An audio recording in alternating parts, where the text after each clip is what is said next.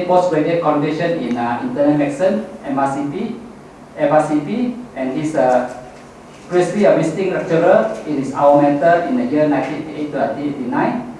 Currently, he's an associate professor of internal medicine in the Monash University, Malaysia in Johor Bahru.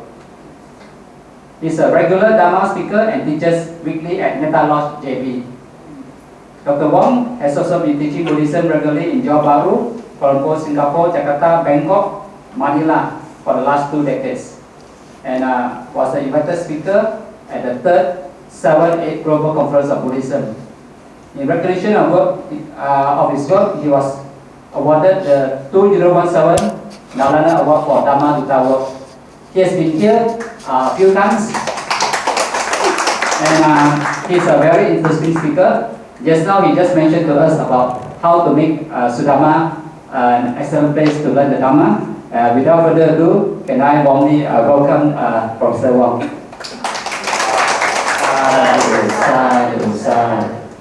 Thank you. Always a pleasure to come here.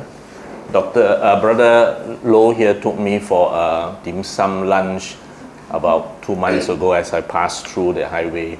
And then I realized there's no such thing as a free meal, because after, as I was eating, he made me promise I will come and talk to you all about teaching pedagogy, and then he, on top of that, extracted one more Dhamma sharing, which is of course something I'm very happy to do. But I chose this topic because this is an example of what in Malaysia is an area where we need to improve. You see, in Malaysia, by and large, when we have Dhamma talks, it's the speaker who decides, I'm going to speak on this, full stop. This topic was not chosen by me. In December of last year, I did a Dhamma Dutta trip in Jakarta, as I told you earlier, with my wife and brother Ju Singh, our ex-co. And they gave me the topics. But it is them who give me the topics. And this was my sharing to their youths. In Jakarta, their youths are broken into 2 groups. This is just one center that I'm talking about. The first group is called Buddhist Reborn, and these are youths who are still studying. Once you stop studying, you cannot be part of Buddhist Reborn. So you're either in university, college, or secondary school, and they are all students. And because they got no facility, someone very kind like Dr. Wu rented a 3-story building and gave it to them to use. So they meet in that 3-story building every weekend. They do their own puja, and they have very nice t-shirt, colored white t-shirt with pilot-like design, and then here is written Dhamma Crew, just like air crew, Dhamma Crew. So of course they are very pretty girls and handsome boys who are selected to do that, not old men like me. And they welcome all the youths at the entrance, welcome to our society, welcome to our Dhamma talk. And then you are brought up. Okay, and that's Buddhist Reborn. And why they are called Buddhist Reborn is that traditionally, like most of us, we come from traditional Chinese families which practice a chapalang of everything from Taoism to Buddhism to whatever ism. Anything which is good one, can earn money one, good. So they call it Buddhist Reborn because now you are reborn in the Dhamma. Okay, now the instant you start working, you have to leave Buddhist Reborn. Now, the children are, of course, sponsored by the adults. They were the ones who take out money to sponsor the activity. But I was very impressed that at the end of my talk, the children actually passed a box around, and every one of them took their pocket money and put some inside to continue the activity. And what was even more surprising, at the end when I was about to leave, one of them approached me and gave me an ang pao and said, we want to pay for your expenses. And then when I say, no, I do not accept, then they say, no, you have to accept, because our society is such that we always give our speakers something in return for their expenses of coming here. So I accepted, and then my wife dropped it back into the donation box, which is fine. Okay? Then when they leave, you join a group called Reborn X. Reborn X. This group are all the ex-graduates who are now working. So they are all about 30, 20, 40 years old, and they are all working adults. They got no premise. So they ran the top of a restaurant. In that day, it was something like Papa Rich. They ran the top floor. We have our meals there, and then they have Dhamma sharing like this. 80 people turned up. they have to pay for the talk. It's not free. Because their payment goes towards the rental and the food. So for us from Metta Lodge who went, Brother Ju Sing was there for the first time. I've been there multiple times, so I'm not surprised. But Brother Ju Sing was very surprised. He said, who in Malaysia will pay money to attend a Dhamma talk? Here we give free food, dog give free book, also people don't want to attend.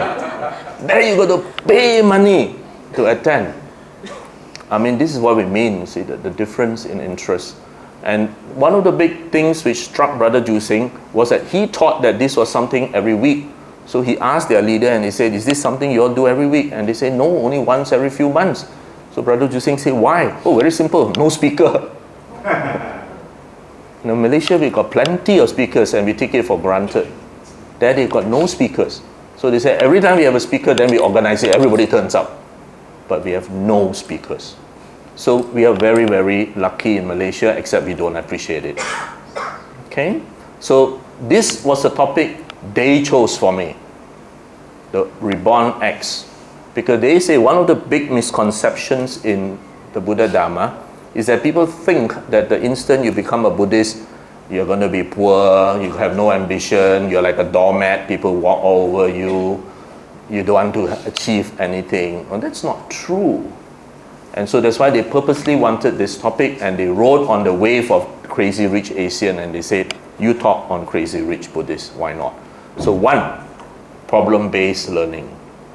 This is not a theoretical discourse on what the Buddha taught about X, but a problem in real life, which they have identified, which is misconception among our youths, especially now because of prosperity gospels.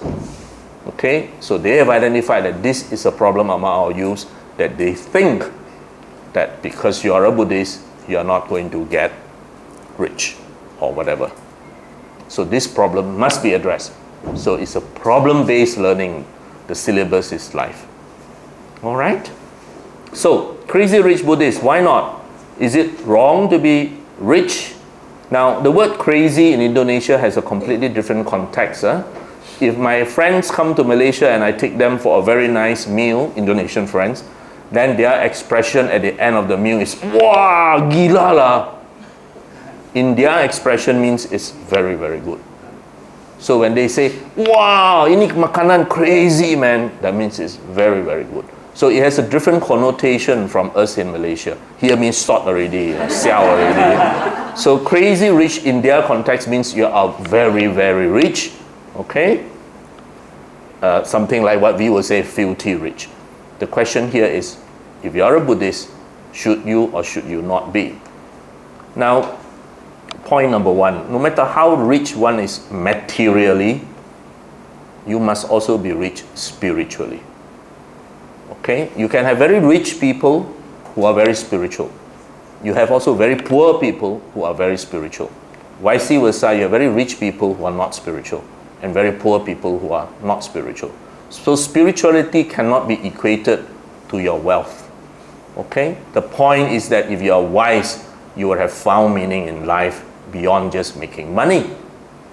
So it is a myth that you cannot be both rich and spiritual. And in this sharing, I'm going to show you many examples where there were rich people who are very spiritual. Money by itself is not evil. Money is just an instrument. And what the Buddha taught is that it is very important how you earn that money. And it is even more important how you are going to spend that money. That is the important thing. So this is from the Anguttara Nikaya, and the Buddha here talks about 4 kinds of worldly happiness. This is a discourse given to householders like you and me. And the Buddha said, if you have money, there is this happiness of ownership. You own your house. You own your car. You own your practice, your shop, your business. This gives you happiness. Okay? The happiness of wealth earned through righteous wealth gives you many, many, many advantages. It gives you much mundane happiness. But more important is the happiness of blamelessness. That means you earn that wealth righteously. And the Buddha defined righteous wealth as wealth earned with the strength of your arm, the sweat of your brow, without breaking the 5 precepts. If you can earn your money well doing that, that is called righteous wealth. And when you have righteous wealth, you do not have guilt. You have the happiness of blamelessness. I always give this example. I have a friend. Now he's a rich, successful businessman. He does a lot of charity. If Metta Lodge need money, how much? He write a check. Okay? But he tells me privately, I cry every night, he said. I have difficulty sleeping at night. Chronic insomnia. And he said that's because when I started, I was very poor. I had no money. And what I did was, I ran this Lo Fu Kei illegally. Alright? So he said, I made lots of money from the Lo Fu Kei. And with that, I could start a business. Now all my business is legit. But my start was, of course he said I don't do any of that anymore. But he said I cry every night, because he said when I think how many lives had I destroyed, how many families had I broken, how many children's education had I stopped because the father gambled and lost everything. I feel very, very guilty. So this is what we mean when the Buddha said, if you earn your money without breaking the precepts righteously, then you have the happiness of blamelessness. Okay? Now, what is the happiness of freedom from debt? If you have no mortgage to pay, you don't own along anything, then you have no debt, large or small. And that is a good happiness. Alright? So you can realize this mundane or worldly happiness is wealth related. But there are, of course, warnings. Do not be so intoxicated with materialism or money that you're willing to sacrifice things which are of even more value, like your family. Okay? Some people are so involved that they sacrifice a lot. Their own morality, even their own family. Okay? Don't believe me, just see any Hong Kong drama, one of those long series. A lot of examples there. Now, happiness and pleasure is two different things. And Charlie Brown here asks, incidentally, what is happiness?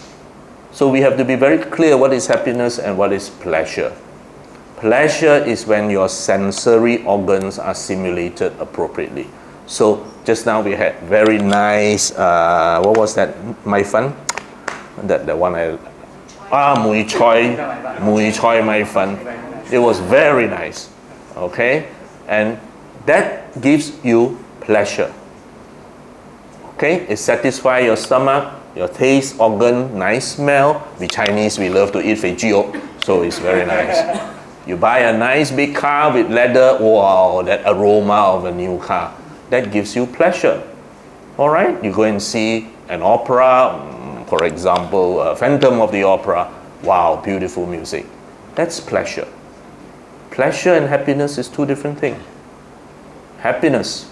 None of us in this room now have a toothache. If you have a toothache, you won't be here. Okay? But we will now and then have a toothache. And we have a toothache, we curse and swear why the dentist give me an appointment 2 days later or whatever. We want it solved now. But now you do not have a toothache. You have that happiness that you do not realize. You only realize it when you have a toothache. Okay?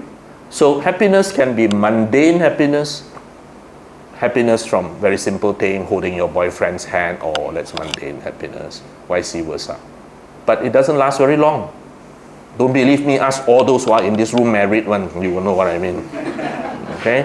It's merely mundane happiness. Okay? Just now at the earlier session, somebody was talking about oxytocin. Well, oxytocin levels will rise, but you cannot sustain that oxytocin level. It will come down. And to sustain that oxytocin level at moderately high levels, you've got to have common activities that you do all the time to generate it. So Dr. Dan, Dr. Wu comes together for Dhamma class, they are sustaining high oxytocin levels. That's why marriages break. Because the husband and the wife go on divergent paths. You no longer have common things already. and you cannot sustain that oxytocin level. That will only give you mundane happiness. Oxytocin is the hormone that makes you fall in love, feel good, love your baby, etc. You can't sustain it for long. Okay? Now, one of the things which makes your oxytocin level high is meditation. All right? So when you have common activities with your spouse, you mutually have activities which can sustain it. That's why it's very important, husband and wife must come to Sudhamma together. And not one go that direction, one go this direction. Remember when you first fell in love, you wanted to see each other. Oh, 2 hours apart also tak boleh tahan. Oh, must WhatsApp now, must see. I see my students in my PBL group. They slide underneath the table there, you know, and then they're doing this. And they think I'm blind, you know. I mean, I tell them I might be old, but I'm not completely blind. I know what you are doing, I say. So, happiness can come from the fulfillment of greed, and happiness can come from the absence of greed. Happiness that comes from the fulfillment of greed is what you and I will call pleasure. Okay? Happiness that comes from the absence of greed is what the Buddha wants you to develop. And here I want to show you a video which will help you understand the second noble truth quite clearly.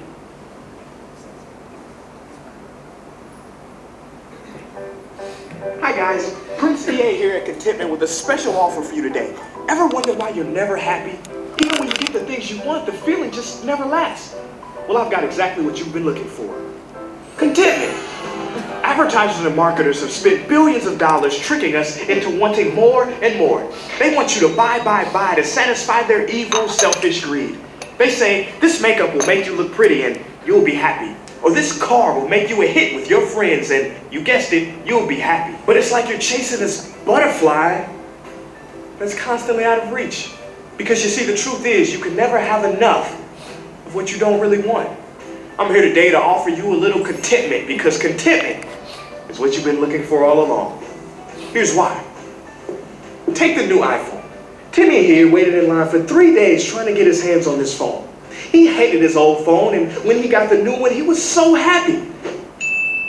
Now the million-dollar question is, did the phone make him happy, or was it the release from the craving of the phone that made him happy?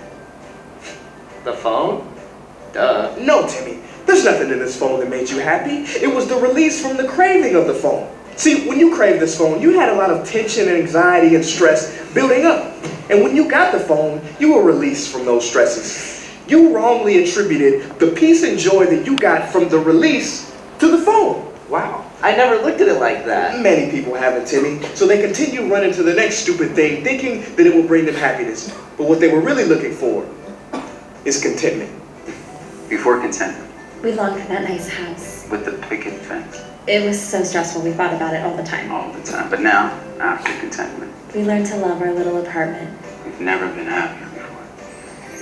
Before contentment, I was miserable. I had to get the latest fashion, the latest everything. But once I noticed that I had enough already, I have never been happier. Thanks, contentment. And you lovely people at home can have your contentment too. For 0 easy payments of just $0, just look inside yourself and realize that these material things have never made you happy for very long. But wait, there's more. Call in the next 10 minutes and we'll throw in some gratitude for free. Contentment. It's what you've always been looking for. Now, are you aware that the Buddha taught this 2,600 years ago? What is the second noble truth? The first noble truth, you know, the first noble truth is dukkha sacca. It does not say life is suffering. It says there is suffering in life. Please do not go with the myth that the Buddha Dhamma says life is suffering. The Buddha never said that. The first noble truth says there is suffering in life. Not life is suffering.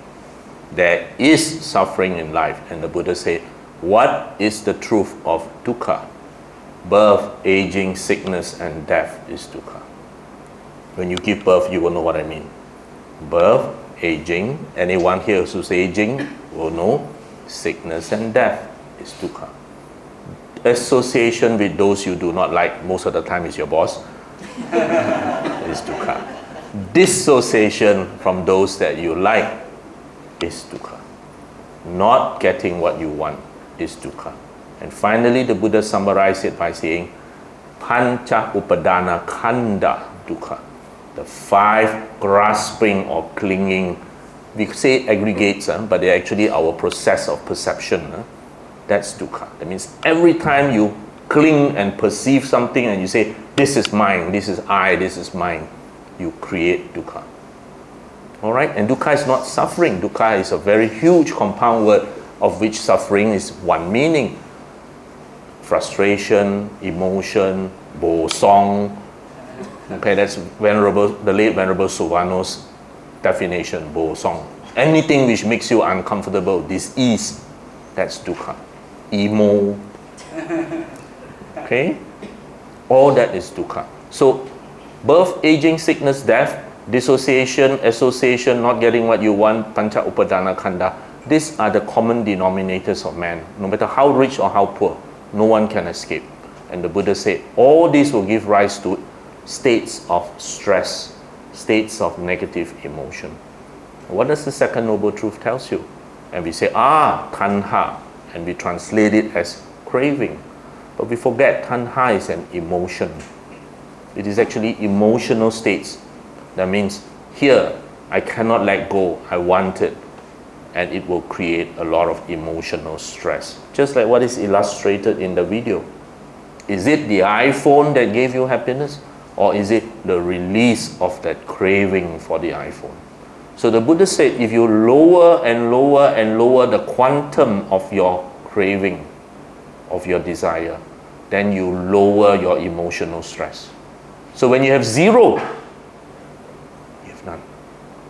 That's why he said, the third noble truth, there can be a state whereby you have no emotional stress. Okay? As you progressively lower your emotional demands, your craving, your attachment, you can lower your dukkha progressively. Just as illustrated here, contentment. Actually, that video is very well done because it illustrates a point that many people does not understand. It is not the iPhone which gives you happiness. It is the release of that craving of that iPhone which gives you happiness. You know, I tell my medical students, sometimes when we go out for dinner in a restaurant, I tell them, I can tell, I say, in this hall, who is pak tor, who is married, who is living together. Are you aware of that? You just look at how they eat their meals, and you already can tell who is married, who is pak tor, who is living together. Okay? When they pak tor that time, their eyes are always looking at each other. The feet is touching each other. Hands are across the table. A married one is a wife staring into space. You laugh. Next time you look. You just look. Open your eyes and see. It is reality, I'm telling you. It is reality. Alright? Because that craving is already gone. The man does not need to go for the hunt. He has succeeded in his hunt. Alright? We have a lot of young people here, I cannot tell you.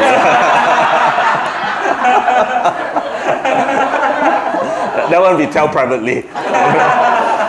Okay, so money will buy you lots of stuff, no doubt, but it need not necessarily buy you happiness. But one of the most important things for us as Buddhists is that when you have money, it buys you freedom. Freedom to do what you want to do. We will talk about that more. Now, this is another very important teaching. This is not from the Buddha Dhamma. This is a Western philosophical teaching. 9 meals to anarchy. But it's very related to the Buddha Dhamma because this teaching is very strongly related to anatta, non-self, or not self. Don't use the word no self. No self is a bad translation, Brother Ong. Because when you say no self, people say, I got no self. Then I take a hammer, knock your head. You got or not? Pain or not? Of course you have a self, except that self is impermanent, changing, flowing. Okay? So no self is a bad translation. Non-self, not self is a much better translation. So this teaching, 9 meals of anarchy, you can Google yourself. Alright? It's related to what the Buddha taught. And in this teaching, what it tells you is that this young man sitting in front of me might be a very civilized gentleman, perfect in his manners, in his behavior, perfect in his morality, perfect in even generosity, etc., etc. Okay? So you might say he's a very good man. But you must understand the teaching of anatta, not self or non-self, that you are not something permanent. You are what you are because of circumstances, because of situation. So 9 meals of anarchy means now something happened in Seremban. It is cut off. No water, no electricity, no transport, nothing. First day he meets his meals, his family goes hungry, he will still remain a gentleman. We will bear it, we will tolerate it, we can ride it too. Second day, his child is already dying of dehydration, diarrhea has set in, crying of hunger. By the third day, by the 9th meal, he will murder his neighbor for a can of luncheon meat or a pack of Maggi mee. You will murder your neighbor just to get that pack of Maggi mee to feed your family. So this is what it means when they say all it takes for society to break down, for complete barbarism to occur, is 9 missing meals. By the 3rd meal, you will become a barbarian. Now there is a Chan teaching which is also quite similar. The Chan teacher asked his disciple, will you ever break the precepts? And the disciple said, no, master, I will never break the precepts. And the master asked him, are you sure you will not break the precept? And he said, no. I'm such a good student of the Dhamma, under no circumstances will I break the precept. And the master tells him, you don't know a thing about Wu or anatta. Go meditate for 3 years, come back and tell me, see me. Scenario, he said. Now you say, I will never break the precept. I'm a good man. You think you are permanent. You think you are permanently good, that you are going to be good, that you're never going to be bad.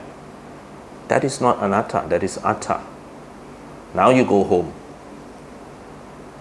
Some foreign worker, whatever, broke into your house, hold some parang to your wife's neck and say, give me all your money or I'll kill her.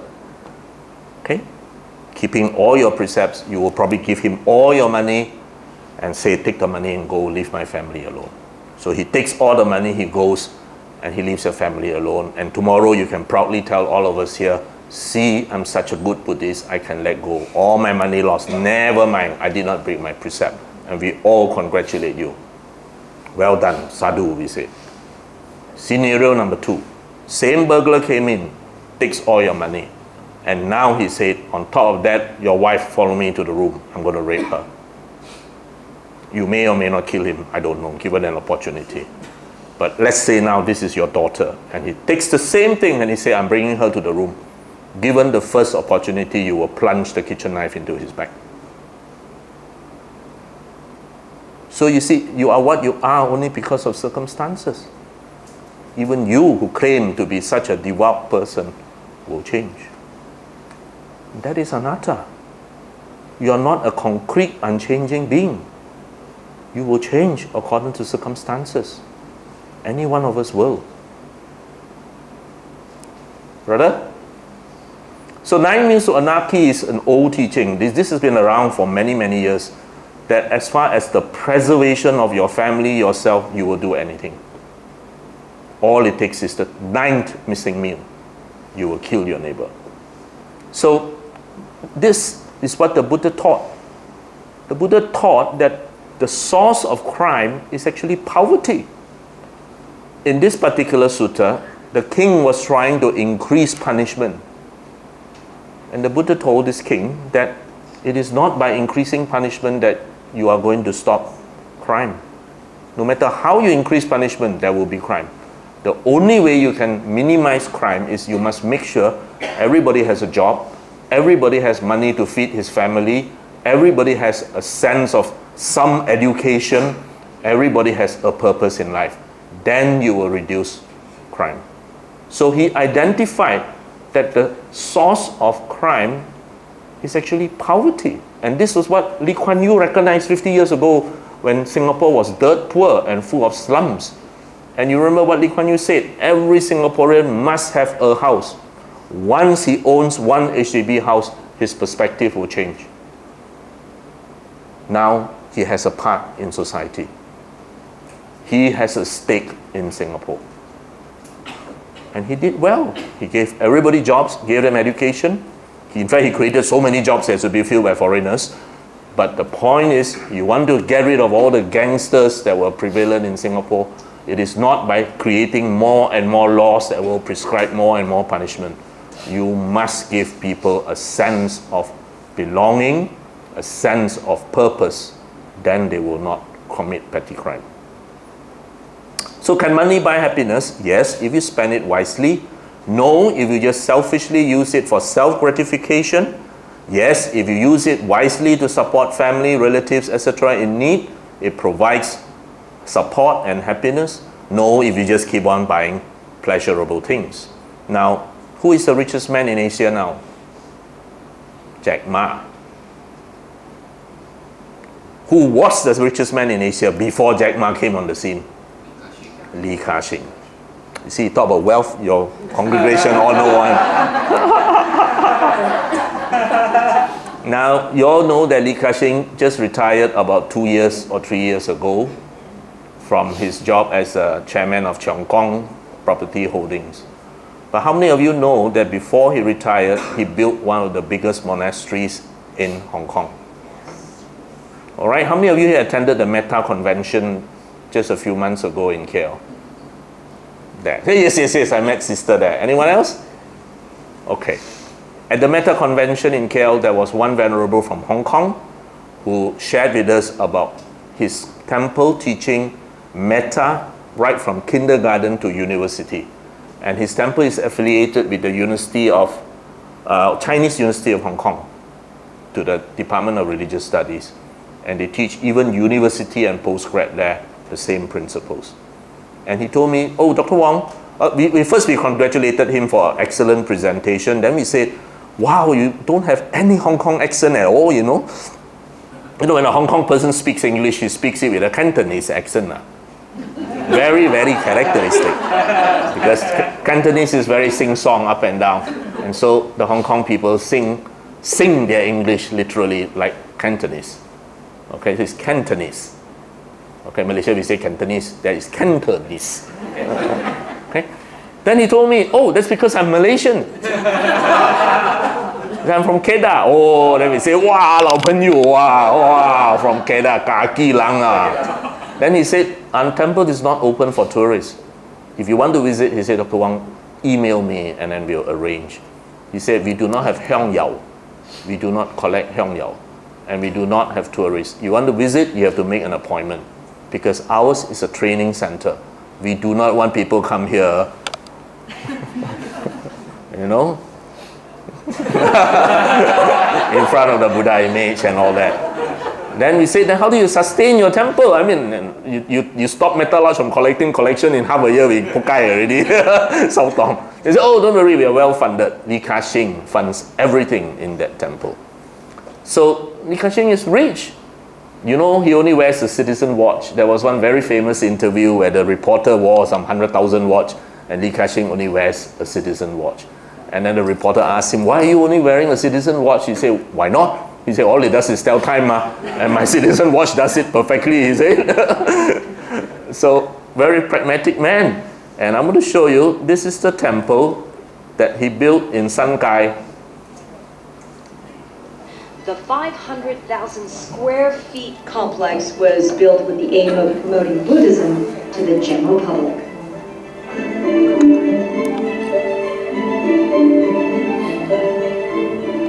You built the monastery in Hong Kong. Why? 我祖上啊，我個祖母啊、祖父啊、我爸爸媽媽啊，甚至我過身嘅話，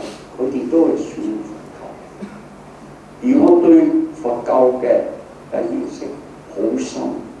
我成日咧認為追緊了係人有樹人。You believe in Buddhism, but in business, your style is very Western. How do you resolve? That's enough. You're not here to learn about him. Okay? Once he starts saying how he make his business and all that, we are not interested. We're only interested in the first line that he say, I'm a Buddhist, my father Buddhist, my mother Buddhist, my wife Buddhist, enough. The rest I'm not interested. The rest is, I want to show you this temple.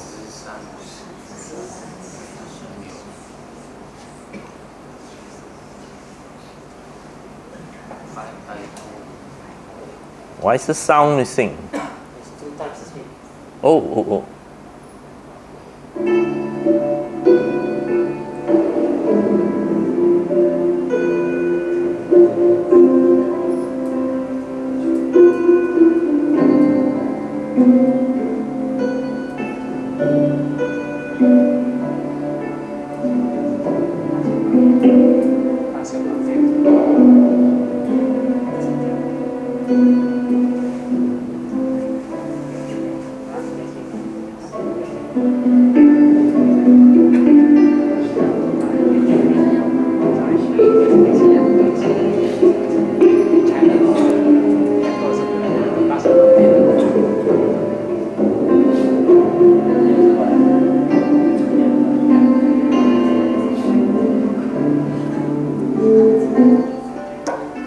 Okay, enough about the temple.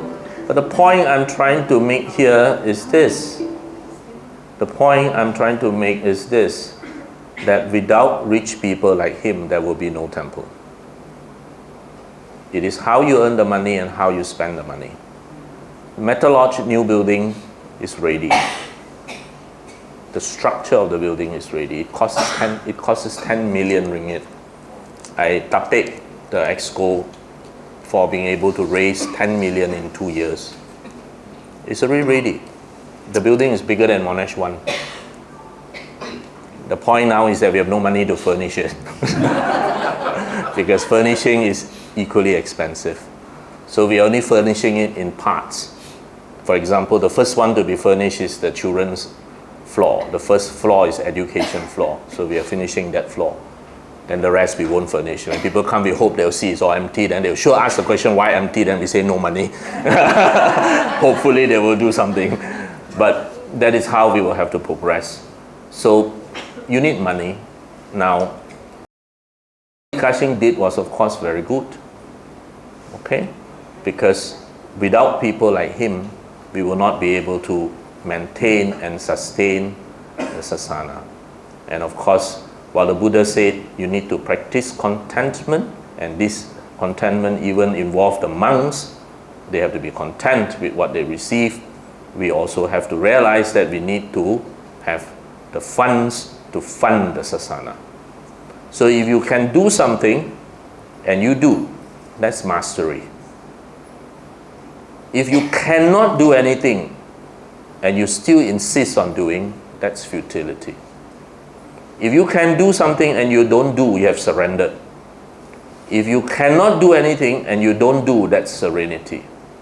And this is what the Buddha taught. Where there is nothing you can do, we accept. We let go. But where there is something that you can do, you must do. Alright? You will be a foolish person with no wisdom, because then he has just surrendered. And if there's nothing you can do and you insist on doing, then you are just creating more stress for yourself. It's futile. So wealth provides us with great personal freedom, but you must be aware and responsible for that freedom. How you do, how you make use of that freedom. Because the purpose of life is a life of purpose. People of other religions will always ask you, what's the purpose of life? You tell them the purpose of life is a life of purpose, and I decide that purpose. We all have to give our life a meaning. Now, you can do simple things like a simple dana. You can do great things like fantastic dana. But dana parami, the word parami means supreme or highest or perfect, is when you do dana with zero expectation in return, not even a name. Not even that 5 minutes of fame. Just do it. No giver, no recipient, no gift. It is just given because I want to help. That's all. I want you to see this man. Many of you, if not most of you, do not even know who he is. He's probably a better Buddhist than many of us, although he doesn't label himself as such.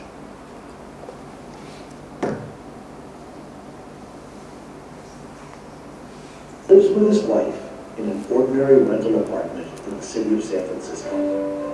He never wears branded clothing. His glasses are trusted and aged. His watches are functional and unglamorous. He does not have his own car. His primary means of transportation is the bus. And the bag he uses for work is an old plastic bag. But surprisingly, over the course of his life, he has donated more than $8 billion to charitable causes. Who is this man? Well, his name is Chuck Feeney. He's frugal with himself, but generous with others. He likes to make money, but does not like to spend it on himself. Through his lifetime, he has contributed $588 million to Cornell University, $125 million to the University of California, and $60 million to Stanford University. Outside of the United States, he spent $1 billion renovating and then building a further 7 new universities in Ireland. Incredibly, he also founded a charity fund aimed at providing cleft-lip surgery for children in developing countries. More incredibly still, Chuck never sought praise for his many contributions. He admirably never revealed his name in association with each donation, but asked for his donations to be made anonymously. Towards the end of his life, Chuck Feeney's selfless and astounding deeds were revealed by the media. When Chuck eventually did face the press and was asked the inevitable question of, why did you choose to donate all of your wealth to charity? Chuck Feeney simply smiled and said, people are born naked and then finally die alone. And he continued, no one can carry the wealth and reputation that he himself has been striving for a lifetime. A reporter asked Chuck Feeney once more, why did you donate all of your fortunes? Chuck Feeney smiled cheerfully and gave an unbelievable answer, beyond anyone's imagination. Because the corpse cover does not have a bag. Chuck Feeney has set an example for the rich all over the world. 2 great American tycoons, Bill Gates and Warren Buffett, have attempted to adopt his way of thinking and strive to follow his actions. Think for the people while enjoying life at the same time. Chuck Feeney. So you can see each of us can do our little part. I mean, not many of us can build a temple and donate it to Sudhamma, but we can each do our little part. And you know what is that little part? It doesn't cost you any money. It just costs you your time. And I always share with people that I can give you money. I can always earn back the money. I can give you a book. I can always buy a book. But once I've given you my time, that time is lost forever. I can never ever get back that time. So outside of the Dhamma, the second greatest gift is time. Dhamma is still the highest gift because a Dhamma changes the other person's life. So whatever you do, don't be like this.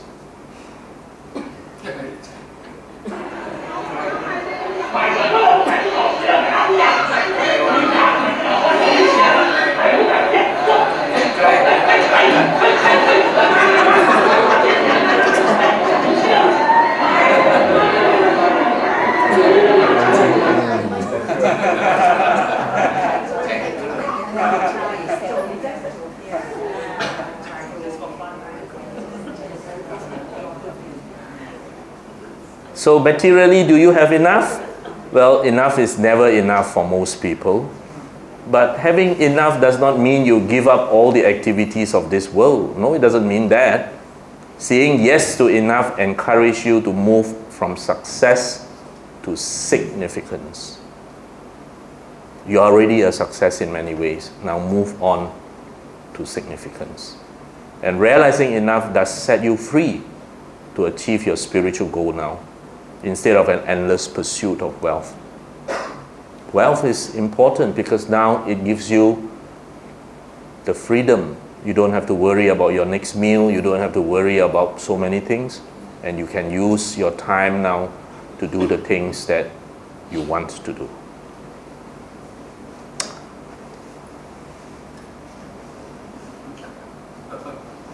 Okay, no need to explain. Self-explanatory. No need to explain. Self-explanatory. All right?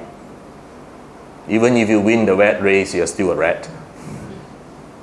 Now, greed versus need. It is greed for money that justifies the means of acquiring it anyhow, any way that is horrible. So please earn your wealth righteously. And then after that, once you have earned it righteously, that means neither for the sake of oneself nor for the sake of others, nor desiring sun, wealth, or kingdom, should a person seek his own success by unjust means. Then only is a man virtuous, wise, and righteous. And the Buddha taught, not some economist, the Buddha said that there are 4 sources for the increase of your wealth. Many of you already have substantial amount of money. Okay, as I said, if I transfer all my money and convert it to rupiah, I instant billionaire already. 30,000 already 100 million. Wow, all multi-millionaires. So the Buddha said there are 4 sources for the increase of whatever wealth you have. Stay away from womanizing. Stay away from drunkenness. Stay away from gambling.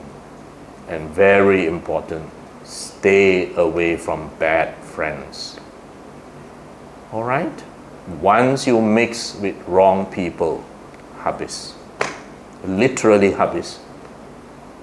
And for the girls who are single, I assume you're single. Single, right? Yeah.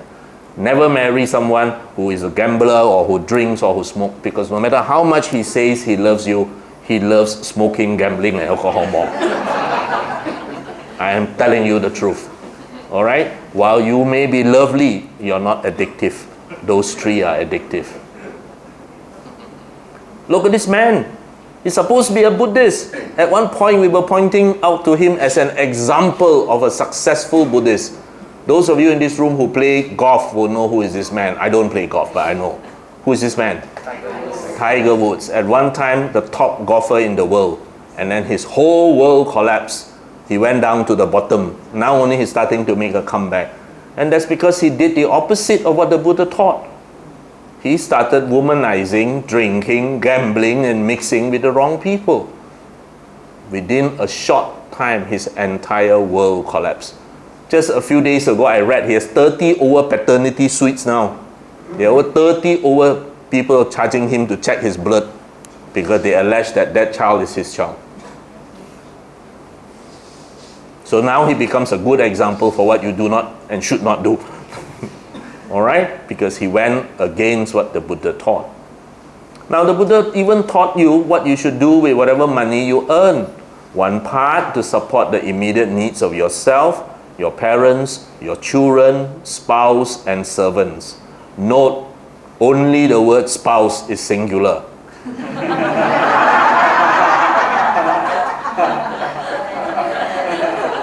2,600 years ago, this was very unusual. Okay? One part to extend generosity towards your friends, one part for emergency, one part for all this dedication, including taxes, and one part to support well-practicing monks and ascetics. Now, look at these people. Who are these people? These people are the early supporters of the neonatal Sangha. King Bimbisara is the same age as the Buddha. And he was a king. He was really a king. He ruled the kingdom of Maganda. And Maganda was economically very powerful because Maganda had iron ore. The other big kingdom is Kosala. And King Pasenadi was the ruler. And they are like China and America. China being economically very powerful, and Kosala militarily very powerful. So these two were the leading kingdoms, and King Bimbisara was one of the earliest supporters of the Sasana. The first monastery, Veluvana Monastery, which you visit in Rajgir even today, was donated by King Bimbisara. All right? Visakha, you all know. Visakha was a female. She was a daughter of what is today will be called a multimillionaire. She married the son of another multimillionaire, and so she was rich, both independently and by marriage. And she was a great female supporter. If you go to Saraswati, you will see Jetavana Monastery and Pubarama Monastery. Most people will go to Jetavana, they don't go to the other one. The other one is donated by Visakha. Now, Jetavana Monastery, how did it get its name? Jetavana Monastery, just outside the city wall of Saraswati, is donated by a banker named Anathapindika. So when Anathapindika visited the Buddha, he was in Rajkil, and he saw that King Bimbisara had donated Veluvana Monastery. And Anathapindika begged the Buddha, please come to Kosala, come to Saraswati, share the Dhamma. I will provide you and the Sangha with the facility to stay. So when he went back, he started looking and he saw this park just outside.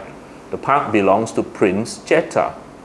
So he went to approach Prince Jeta and he said, I want to buy this park from you. Now that is as ludicrous today as one of you going to see the Yam Tuan and saying, I want to buy Lit Gardens from you. So the fellow said, so he just made it like a joke. Okay lah, you cover with gold lah. Whatever you cover with gold, I will sell to you. And Anathapindika said, I will take it at your word. And so he started to cover the park with gold coins. And Prince Jeta was so touched by either the devotion or the madness of such a man that he said, whatever is not covered, I will donate. And that's why it's called Jetavana Monastery. So you can see now already 3 examples of people who were very rich, who helped the beginning of the Sasana. Chitta was another very rich merchant, and he was considered a great Dhamma teacher. In fact, he was so good, he used to teach the monks. And yet, he was a businessman. Now, yesterday night I asked the question and no one could answer me. Today I will ask the same question and hopefully one of you can answer me. Of course, you all know the first person to be awakened in that era was the Buddha. And after that, Anakondana. That's why he's called Anakondana, because he was the second. And then after that, the other 4 ascetics became enlightened. Now, tell me. So there was the Buddha and the 5 ascetics. There were 6 people who were enlightened. Who is the 7th person to be enlightened? Yasa. See, I knew someone in Sudhamma would be able to answer. Yasa. And Yasa is a layman. Not a monk. Not an ascetic. Yasa was a rich businessman's son. And he was the 7th person, the first lay person to be enlightened. Now this is not often highlighted. We should highlight this. Any lay person can be enlightened. And here I will tell you the story of a very profound lesson that Ajahn Brahm taught us when he was in Old Metta Lodge. So he was there, Old Metta Lodge, sitting there. Huge crowd, at least 200-300 people overflowing into the outside. At the end of the talk, one lady, could be this lady, she raised up her hand and she asked Ajahn, she said, Ajahn, can I, as a lay person, be enlightened in this life? Ajahn Brahm immediately replied, Sister, your question is wrong. Your question should be,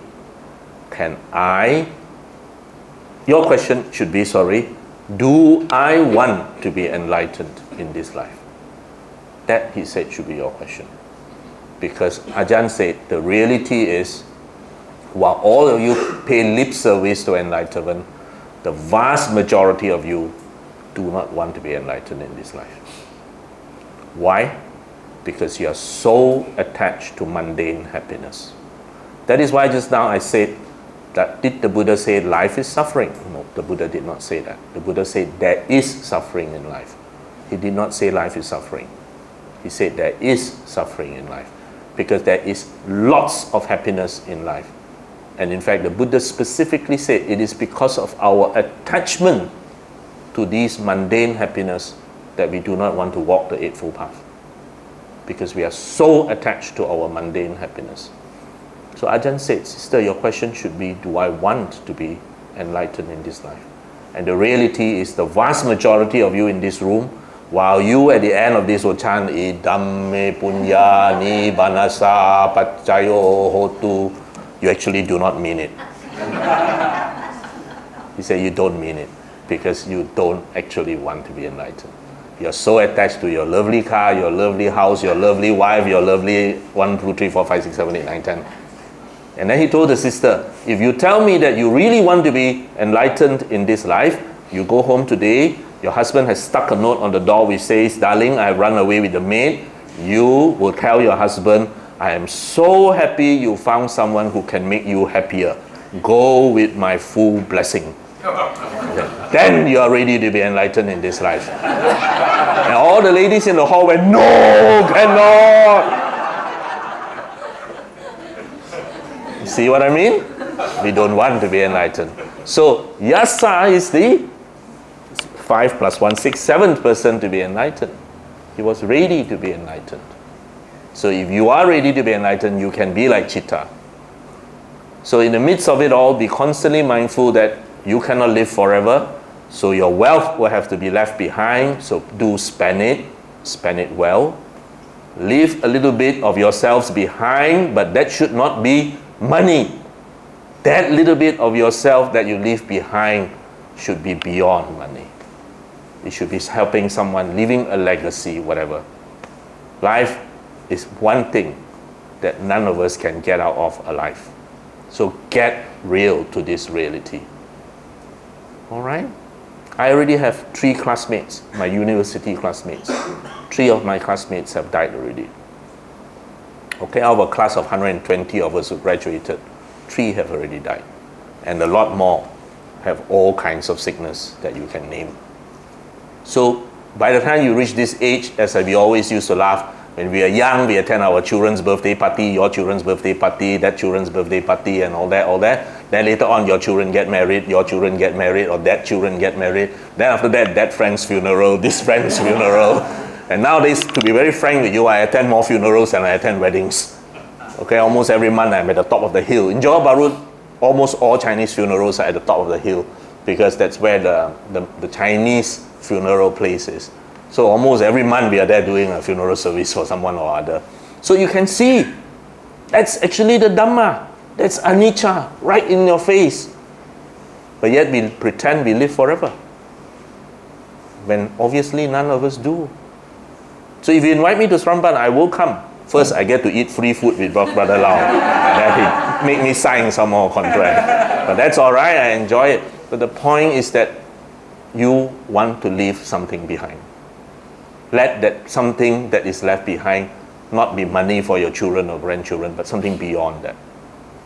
So the Buddha said, if you know how much even a little bit of dana is going to help someone, even if it is your last meal, you will give a little bit away. And I'm sure Brother Ong would have taught you all this. This from the Itivuttaka is a very common quoted saying of the Buddha. Okay, now you can claim that I am Buddhist, Hindu, I am Christian, Seventh-day Adventist, etc., etc. You can claim anything. To be very frank, what you believe in makes very little difference. Ultimately, it is what you have done. So you can believe in anything. It actually makes very little difference. So that comes back to one very crucial point that I always share. All of us in this room, we say, oh, we believe in the Buddha's teaching, we have experienced the Dhamma, blah, blah, blah, blah, blah, blah. But if you have done nothing beyond that, actually you are no different from any other person in any other religion, you know. It's just all belief only, you know. It's all just kapacayaan. That's all. So ultimately, it is what you have done. And that is why the Buddha said you are the heir of your karma, you are born of your karma. Because you can say, I believe in anything. What difference does it make? So that's why when people, sometimes good Dhamma brothers come and tell me, oh, I'm so upset, my so-and-so married a Christian, or so-and-so get converted. It's such a common thing among our generation. So I say, don't have to be upset, because it makes no difference. Is the person a good person? If the person is a good person, I'm happy already. Because he can be a Buddhist, and be a very bad person, and that makes it even worse. Alright, he can be anything, and he can be even worse. So it is your actions. Our actions speak so loudly that most people cannot hear what you say. So what you think, what you know, what you believe in the end is of very little consequence. The only consequence is what you do. And if you do nothing, then you are no different. Isn't that in the Dhammapada? The Buddha said the fellow can chant and recite and all that. He is like the spoon that is dipped into the soup. He never actually tastes the soup. So you can chant the whole Dhammacakkappavattana Sutta every day. You can chant this, chant that, but you do nothing. The Buddha said you are just like the spoon that is used to stir the soup. You actually never drink the soup at all. Okay? Now, this is how the Buddha wants us to live our life, like a bee, like a butterfly, collect honey, collect pollen, but never injure the plant. And of course, after that, the Buddha gave us examples of livelihoods for you to earn big bucks, but that is very harmful. Now, this is 2,600 years ago. I'm sure today the list is more than 5. Okay, 2,600 years ago, the Buddha only listed 5. Today, probably 50. Okay, the basic point, as I shared last night, is what he taught Rahula. Whatever you do, is this going to harm another person? He taught how Rahula, what's the point of a mirror? To reflect, Rahula replied. And the Buddha said, yep.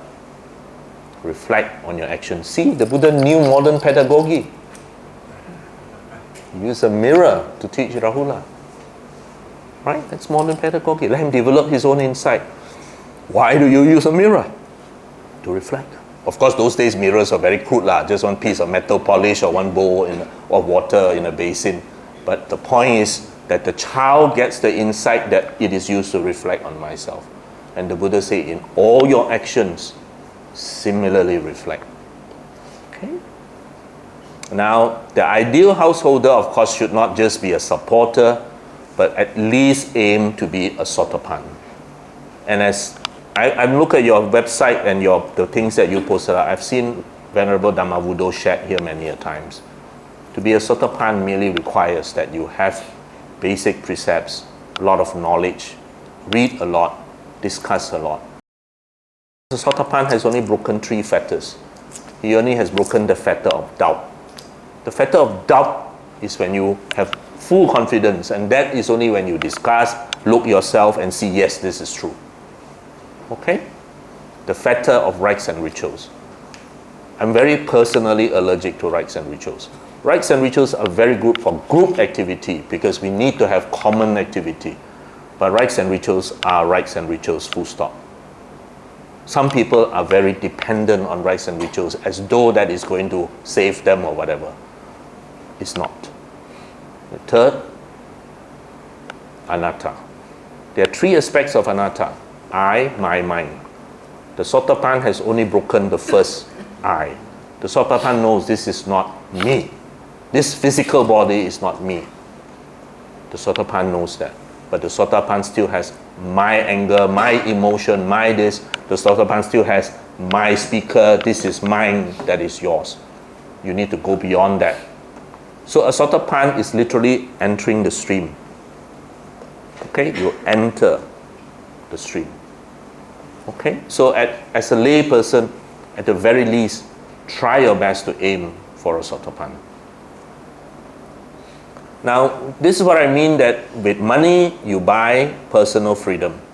All of us have our needs. You need to have a car in Malaysia, you need food, water, shelter, medicine. Medicine is big nowadays. I tell you, you got no money, like my Singaporean friends always tell, I can die, I cannot fall sick in Singapore. Because it's so expensive in Singapore. I'm not joking, it's really very, very expensive. So my Singaporean friends always tell me, in Singapore, you must die of a heart attack or a stroke. You got a heart attack and a stroke, or heart attack or a stroke, and you don't die, you're in big trouble. You must die. Once you get heart attack or stroke, must die. Because it's so expensive. All right, so we need all that. Those are our needs. So as you earn money, all those will be covered. So when that is covered, then you got money that will provide you with the simple luxuries of life. Now you eat better, you sleep on a how many ply Dunlop pillow, you do not have to sleep on a foam mattress, you get aircon in your room now, etc., etc., and all that will provide. But you will reach a point when more money is not going to bring you more happiness. You have already reached that plateau. And this is an American study where they said if you earn 75,000, okay, per year, you will reach this point. Somebody who is very good in maths, quickly convert that to Malaysian ringgit and then divide it into per month. How much is that? How much? 24,000 a month. Okay. Well, of course, roughly. Brother Ong very good. So if you earn 24,000 a month in Malaysia, you would have reached this point. All your needs will be fulfilled. Okay? Beyond that, it's not going to buy you more happiness. Why? That's because of this curve called the fulfillment curve. That as you earn more, survival needs fulfilled, even comfort needs are fulfilled, even luxurious needs fulfilled. Now you drive a Lexus. Wow, no more Myvi already. Okay, but beyond that, cannot get more happy. Okay, I tell you the story now of Brother Ju Sing, the ex-co who followed me to Jakarta. He's a businessman, very successful businessman. Okay, donates lots of money. Okay, so when he was, as most businessmen, they need to show off. It's true, you have to show you are successful. So he bought a 300 over 1,000 BMW. Okay, because when you are young, BMW stands for bring more women. Women. So between the ages of 20 to 35, BMW stands for bring more women. Then after that, he realized that the BMW banyak masuk workshop. And every time he masuk workshop is how many thousands, not hundreds. My car masuk workshop, and my Alza masuk workshop, few hundred. He's every time masuk, he say don't know how many thousand gone. So banyak masuk workshop, banyak makan wang. And so finally now he realized he wants to sell his BMW, cannot even sell for 100,000. So he said what to do? Stuck. You cannot sell, you lose so much. So he said what to do? Stuck. Continue to banyak makan wang the floor every time masuk. So now it finally brings more wisdom. Okay, so you can see this curve. Okay, he reached here with his BMW. After that, susah. He said, you're trying to maintain the floor. Very, very difficult. Because the happy things in life here cannot be bought with money. What you can buy with money are the lower things. This you cannot buy with money. All right? Now, also do not forget, this is again the Buddha's teaching. If you are healthy, you are already wealthy. Health is the greatest gift. Contentment, the greatest wealth. Faithfulness, the best relationship. Dhammapada. This is taken from the Dhammapada. Okay, ask anybody if your people here haven't been to hemodialysis. Arrange a trip, small groups, bring them to hemodialysis. Because it's really an eye-opener for non-medical people. When you see how people in hemodialysis suffer. I used to help out in hemodialysis in my younger years. And there are many old ladies when I go to visit and they will say, doctor, just being say lah. You know, I had a patient, she was alive for more than 20 years on hemodialysis. And she told me, doctor, I started living in a bungalow house. Now I live in a terrace house, single story. Can you imagine how much 20 years of dialysis will have cost? So after a few years, they have lost meaning in life. You just 3 times a week go there, sit there, you know. Then you look to your left, the fellow after die already. Then you look to your right, the fellow after that die already. So they become very depressed. Because what's there to continue? He say, I go home, then I start preparing for the next dialysis. So should bring you all to a dialysis center, of course small groups, not such a big one. Give them some presents, cheer them up. And you will see what is dukkha. You will see what is hell. Because these people actually tell you, 醫生唔使啦，俾我死好啦。So you fast, you see, you fast, oh, potassium high, oh, that one no good. They say, no need lah, doctor, just let me die. Because they see themselves as a burden to everyone already. They just want to die. Let's get rid of this problem. All right, so if you are healthy, that's already a great gift. So I will end here. Religion is in the life that you live, not in the creed that we profess, not in what we say you believe in or whatever you do not believe in. So by all means, be rich righteously, but not crazy. Not in the Malaysian interpretation of the word crazy. And use that money that has given you freedom, use it well. Live a life of significance. So there's nothing wrong with being rich. In fact, if there are no rich people, there will probably be no Sudhamma, no Metta Lodge. You know, Metta Lodge, I told you it took us 10 million to build the physical building. When we first started, we were cracking our head. How are we going to raise 10 million? The contractor says he can build our building in 1 year. We had to tell him, slow down, we got no money to pay you. You build it in 1 year, we got no money to pay you. Please slow down, build slow. But anyway, he built it very fast. And so we succeeded. And there was one old uncle who used to sit at the back in all my 15 years of Dhamma talk. Every Thursday night, I teach in Metta Lodge. There's one old uncle who sit at the back, never ask question. 15 years, he never even asked a single question. Okay? Sat at the back. Never ask question. At the end of the Dhamma talk, he would just go home. So when we were raising money and we were desperate, he said, I will donate. So we said, okay, uncle, 几百啊, 你要 donate $500,000.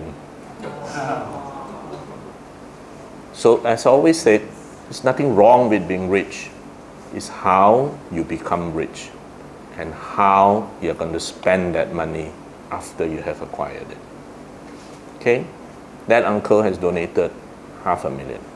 Now we are still short of about $500,000 more because we are due to pay the contractor, but we still have not raised. So what Metta Lodge has done is ask for soft loans from the members. That means if you're well-to-do, can you lend us money? No interest lah, we can't afford. But as soon as they raise the money, we will pay you back because now we have to pay the contractor. The uncle donated, not donated, loan another 300K. He said, I will loan you another 300K. Settle the loan. Pay me when you have the money. So this is what I mean. In the Buddha Dhamma, do not go away with the impression all must be poor, all must be lying there, no ambition at all. That's not true. If you cannot do something about a situation, serenity. If you can do, please do. Okay, the Buddha spent 45 years of his life walking. He could easily have said, forget it, I'm not going to do anything. But he spent 45 years of his life walking, going around teaching. That took great effort. All right? So, all of us now have relatively comfortable lives. We each can dana what we can. And what I notice in Metta Lodge is time. People are willing to dana money, but very few people are willing to dana time. Because, for example, Saturday class for the children. Somebody has to wash the bowls. Right? The children will eat, after that one big pile of bowls. So I always say, the lady who offered to wash the bowl is as great a contributor to the sasana as any one of us. Because somebody has to wash the bowl. Somebody has to go dish out the noodle. All right? They have no problem at all with raising money for our children Dhamma class. Last time in the early years, they had problem. Then when I knew about it, I say, you don't worry, you leave it to me. I will raise the money. And frankly, I had no problem at all. All I did is approach friends who are rich and I say, hey, my Dhamma students need money for their activity, blah, blah, blah, blah, blah, blah. And they say, how much do you need? I said, just dana 2,000. Then they say, no lah, big 5. Okay? This is what I mean. I mean, people are more than happy when they know it's doing a good job. But of course, if I ask him, can you come every Saturday to help me put chair? He cannot. But it doesn't mean that the poor man who comes every Saturday arrange the chair for the children and all that is doing anything less. Time is in fact the more difficult thing to get people, I'm sure you all know, to come and say, I commit every Saturday or whatever day to help. It's actually difficult. So that doesn't cost you money. It just costs you time. And I urge that all of us do our little bit for that sasana. The Buddha sasana in Malaysia has already grown a lot. 20 years ago in Seremban, I was in Seremban 30 over years ago, there were hardly any Buddhist activities. Hardly. The only ones are the old temples where people just go pray. Now it is Buddhist reborn, literally. Okay? Literally. Do you know that in Johor Bahru, up to today, we do not even have a single proper Buddhist temple? That's why when we were small, Chinese New Year first day, parents would take us to the temple. When we relocated to Johor Bahru, no such activity because there wasn't such a temple. So now our Metta Lodge new building is now the first one, to have a proper Buddhist temple with a proper Buddhist image. So the sasana is not declining. People tell you, wow, you look at the statistics in Malaysia, 1965 we got so many Buddhists, now we got so little. That's not true. That is lumping all the spiritualism, Taoism, animalism, everything under the big heading called Buddhism. It is not true. As far as I can see, over the last 20 years, the sasana in Malaysia has boomed. Every major town now has good Dhamma activities, and Buddhists are getting reborn. So do not get discouraged. If every one of us, husband, wife, especially, because if not you grow divergent, no more oxytocin, you must come and contribute just that much, and that is enough. The sasana will continue. All right? Thank you.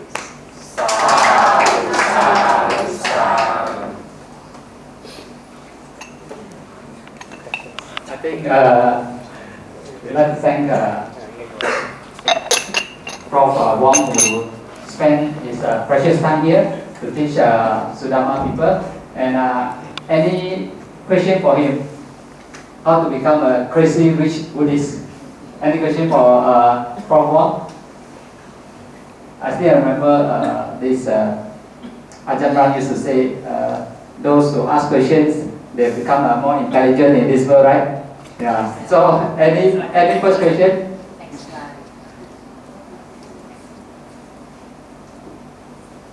Hi, Prof. Hi. I would like to ask, what's your interpretation on Ajahn Sri Pano? Is Ananda Krishna's son, billionaire's son? And what's your interpretation of him being a monk now?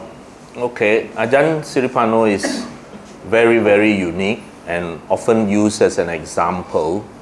For those of you who do not know, Maxis, okay, the boss of Maxis, Ananda Krishnan. Okay, if you go to Brickfields Mahavihara, not the front side but the side road, diagonally there's one wooden house which is still there. That wooden house was where Ananda Krishnan's family house used to be. Of course, he doesn't stay there anymore, but he has preserved that house very well. And so, Ajahn, when he was young, was in that house. And just diagonally opposite is the Brickfields Mahavihara. And Ananda Krishnan has only one son. The other one is a daughter. So when his son, Siripano now, by the name of Siripano, went to Thailand to learn Buddhism and after that ordained as a monk, he literally gave up a multi-billion-dollar inheritance. And he's not just a city monk, he's a forest monk, which follows very strict Vinaya rules, eating only one meal a day. So we can only say that looking at this, there are still many, many people who are very, very inspired by the Buddha Dhamma, who can see beyond materialism and material wealth, and who can see the difference between mundane happiness and supra-mundane happiness. Of course, not every one of us can be Ajahn. This will very likely take years if not lifetimes of cultivation to be born into such a privileged family and yet say, I want to follow the Dhamma.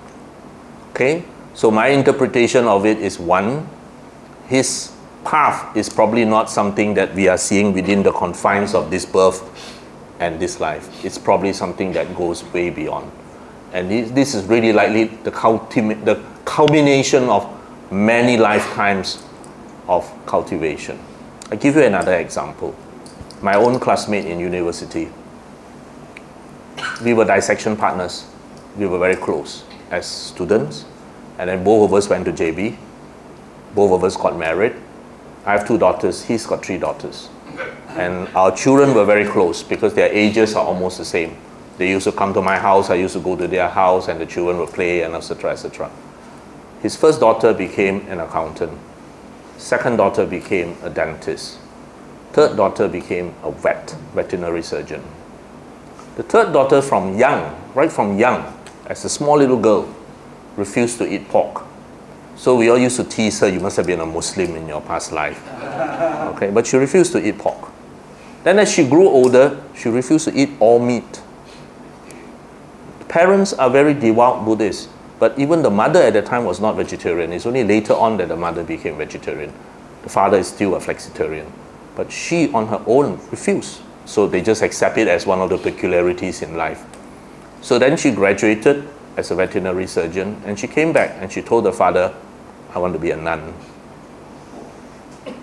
So the father spoke to me and he said, well, as long as she's happy, we'll support her. So she went to Taiwan, where she still is, and now she's a nun in Taiwan. So you may ask, but the time, how old was she? Maybe 26? 24. Would any of your cousins, nieces, whatever, 24 years old say, I give up this mundane life and become a nun or a monk? Just like Ajahn will have the laps of luxury, man, whatever he wants he can get. And yet he said, I'm going to be a monk. In the forest tradition. And this one, a girl just starting on the career, said, I want to be a nun. So this Chinese New Year, the parents went to Taiwan to visit her. You see now how filial we are as parents. Instead of children pay respect, we will pay respect. So the parents went to Taiwan to see her. And so I met them after Chinese and asked her, how is she? Is she happy and all that? They say, yeah, she's very happy. So we say, okay, then let it be. But again, the point I'm trying to make is that this is probably not something, when we look back, that occur at the spur of a moment and say, I want to be a nun or I want to be a monk. It's very likely the culmination of a long time of cultivation. But of course, it's a good example when we use in sharing that there are people who see beyond mundane happiness, beyond materialism, that there is something more happy beyond Birkin bag and branded jeans and whatnot, that most young people, of course Ajahn Siripano is no longer young, okay, but this girl is very, very young. I would say probably 99% of her peers will be more interested in materialism than in pursuing a religious path. And it's not that she had no exposure to the secular world, she has exposure to the secular world. Okay? So, most times when I tell this story, people will say, Ayo, what happened? What happened to her? Most Chinese reactions are, Ayo, what happened? What, her boyfriend ran away? That's almost the immediate reaction of most people. I said, no, nothing happened. She probably saw life clearer than you and me. She saw life clearer than you and me. Okay? Any one of you here want to be a nun? Okay? Any other question for Prof? If you don't have, I want to introduce Chui to you. Chui, stand up. Stand up, Chui. A few years ago, I introduced T Siong to Sudhamma, right? Now I introduce Chui to Sudhamma. Chui is another one of my tutis, now working as a doctor in Seremban hospital. So Dr. Gan, keep an eye on her. If she misbehaves, tell me, I come and knock her head for you. So I think in reality, Sudhamma really needs a lot of young people to help in Sudhamma, your time, and we already set up a Sudhamma Youth Center, which is about 4 shops away from here, because this year we have a lot of youth coming back to join us. And I think we would like to really thank Prof Wong, who really spent so much time. He travels from JB to come here. I think it's about 3 to 4 hours to come here. And not only that, before this talk, he spent also about 1 hour to talk to us how to teach Dhamma in a more, I would say, modern way and sophisticated way. And not only that, tomorrow morning he's going to take the youth section tomorrow morning. So I'd like to invite those youth to come and listen to about 45 minutes of interesting interaction with Prof Wong tomorrow at the youth center tomorrow morning. Please come and join us at 9 o'clock. And we would like to give a small token appreciation to Prof Wong. These are some Buddhists I brought back from China yesterday. I'm half Hokkien, you know. Thank you so much. Oh. Take a picture. Okay. Thank you. Thank you. My mother was Hokkien. So you do a short transfer notice. You just chant the Tawata, and after that with the Idame.